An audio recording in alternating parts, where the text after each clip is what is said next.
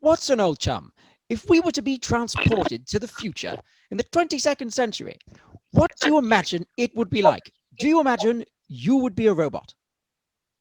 What I say, Mr. Sherlock, by the legal definition of a cyborg, mankind in the 21st century relies on technology to a legal degree that would have them defined as such as a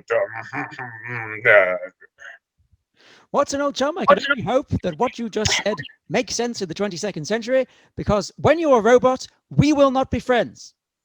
And I certainly hope that we don't have to deal with any women. No, the only thing I want to do with is some good old fashioned jelly ale. What when it's Tuesday, isn't it? Indecipherable. Welcome, welcome to another episode of the Animates, where we watched the endless trash that is Sherlock Holmes in the 22nd century. Yeah, this sucks. So we were talking before the show, and we came to the conclusion that we've never really had anything that we've both very strongly disliked. We've had some fair to middling shows, but usually we can find something to enjoy about them. And neither of us found anything to enjoy about this, despite me going in thinking, this won't be that bad. And picking it from our list of shows the other day, going, you know what I fancy? Sherlock Holmes in the 22nd century. Nothing could have prepared me for how offensively dull and indeed offensive in general this show is. I was like, at least it'll probably be pretty silly. Nope. Takes itself rather seriously. So, we should explain, if the title has not explained it enough for people. It's basically Sherlock Holmes, the Sherlock Holmes, not a descendant of Sherlock Holmes who happens to be in the 22nd century, not a reboot of Sherlock Holmes set in the 22nd century, but the Sherlock Holmes who is awakened in the 22nd century. And the show begins with an entirely pointless scene in which Sherlock and Moriarty have their final battle over a waterfall, and both of them fall off.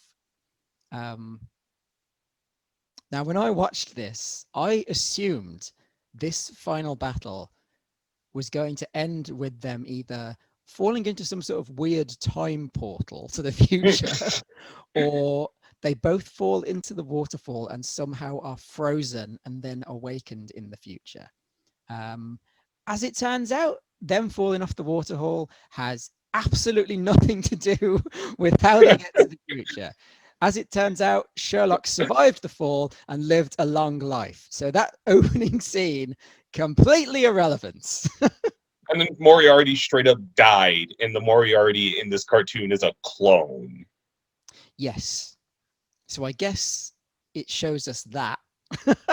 And to me, like the biggest giveaway, like Sherlock, when the old man runs up to them and he's like, you must come back to the village and help my daughter, she's dying, to lure Watson away. Sherlock is like, I knew it was you, of course, in disguise, Moriarty, due to the fact you were hunched and walked like a man who was running and had no trouble with his legs despite being in advanced years. And you was perspiring in your makeup. And I was thinking, well, he hasn't got a Swiss accent. That was probably would have been your first giveaway. Sherlock. He's perfectly like English man in the mountains in this other country.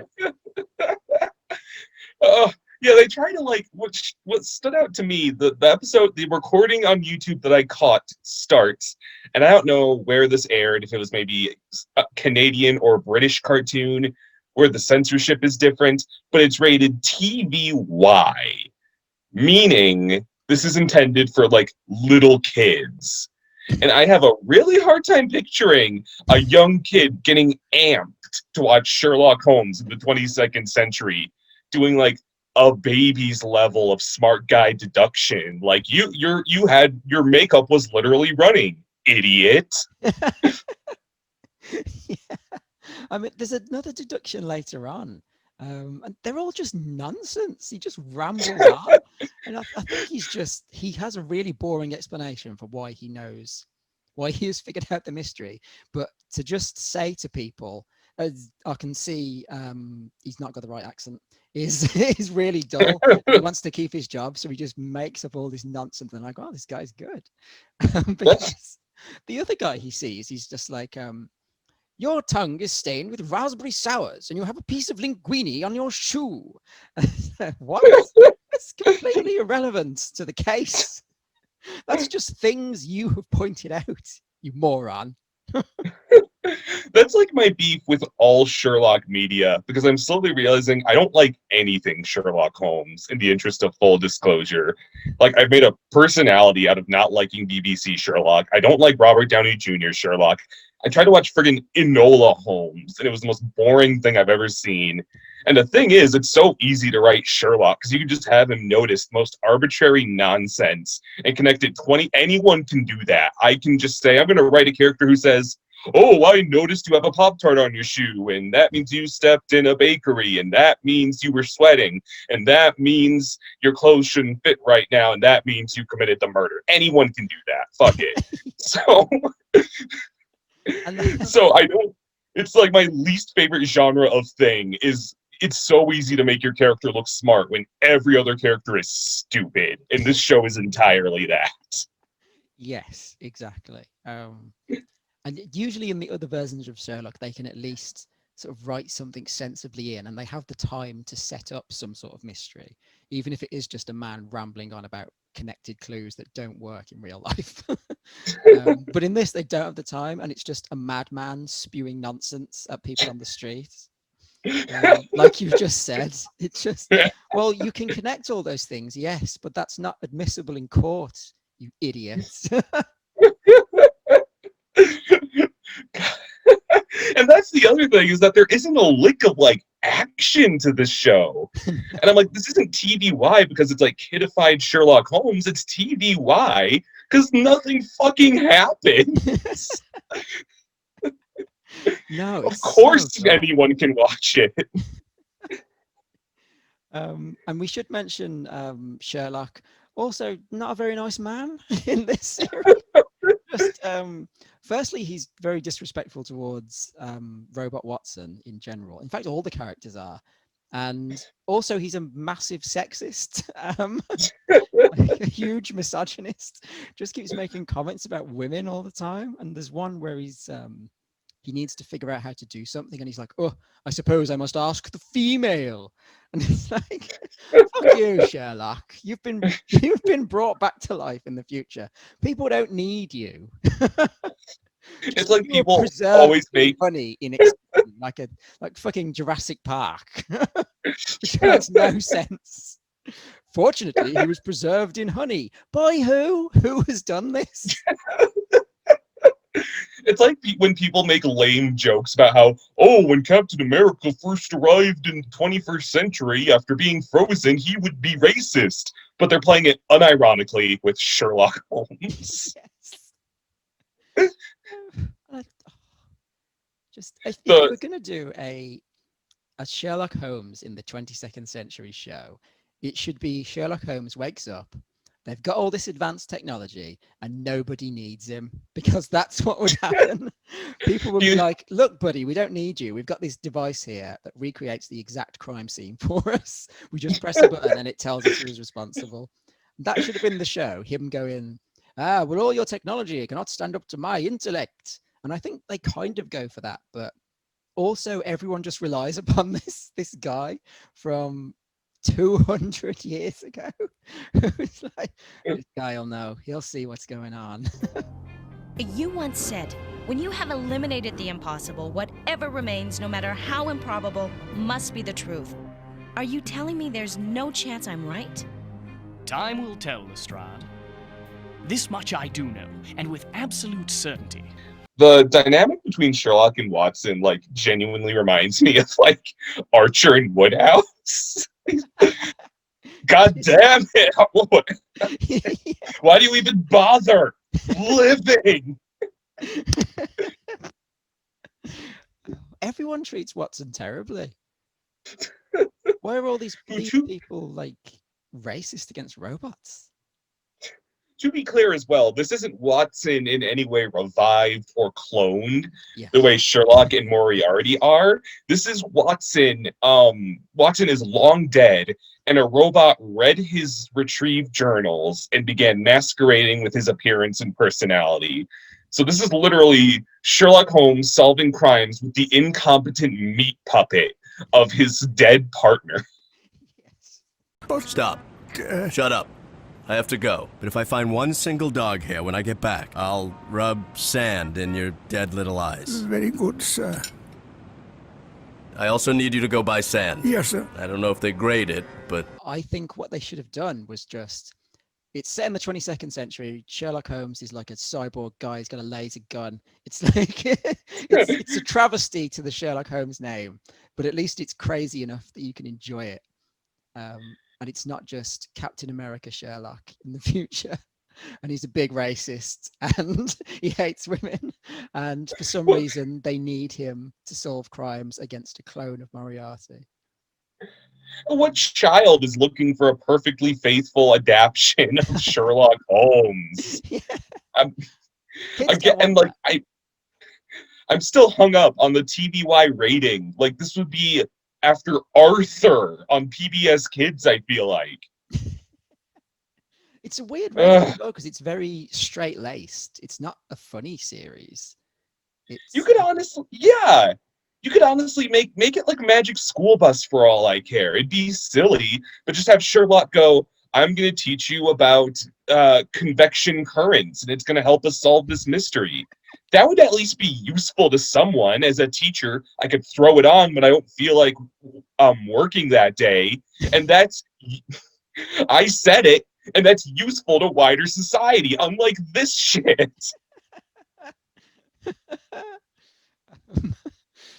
Who was your favorite character? Mine was Chief Grayson, the Cockney police chief, who quite rightly does not like any of his staff and he's just constantly berating them. Again, quite rightly. The unsung hero of this series. My favorite moment of his being when he tried out a new device, which like it's a massive collar. It's the most inconspicuous thing I've ever seen that he has to put on over his head. It would not be useful for undercover operations, but he demonstrates it and turns himself into an old woman. And then he's just stuck as an old woman throughout the rest of the first episode because he can't take it off. That was the one bit of enjoyment I gleaned from this travesty.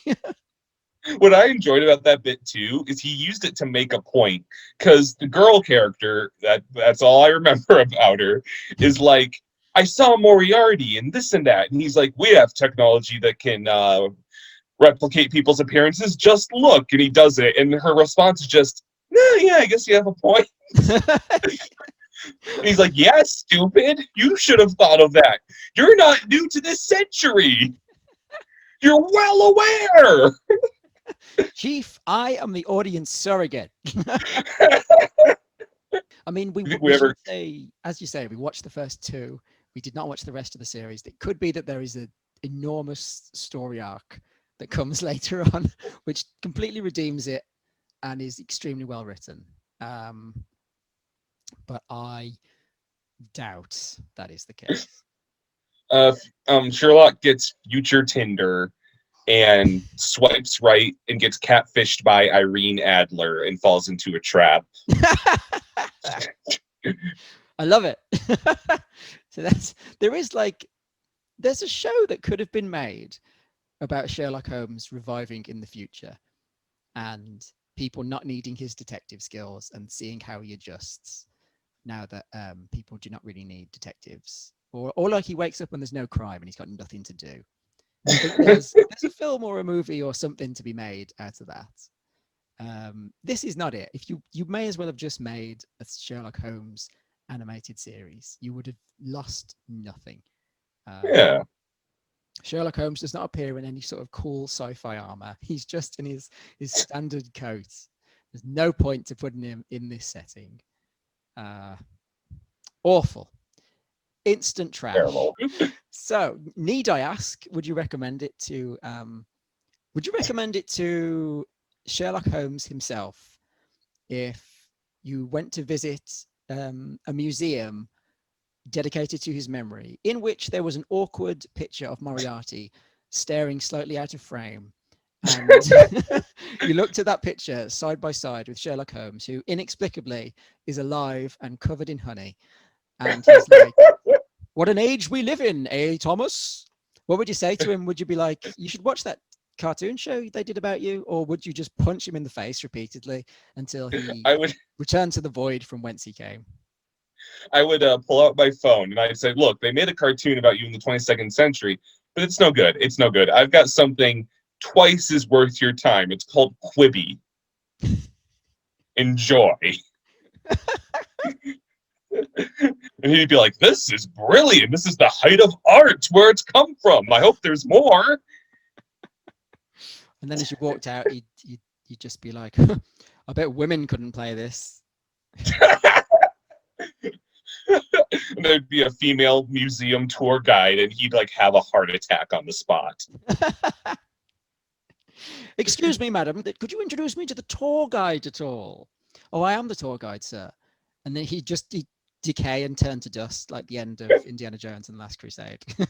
They'd perform an autopsy, and they'd be like, well, he has been trapped in honey. That can't be good for your cholesterol levels. Actually, I believe honey is good for your cholesterol levels. Oh, fuck yeah. Then I'm living forever. Sweet. Well, I took something good away from this episode. Holmes, I notice you are covered in honey. That means your cholesterol will be high, which in turn means you would be suitable for cryogenic freezing in the future. And I notice you have dropped a mint imperial on your shoe. Evidence of absolutely nothing.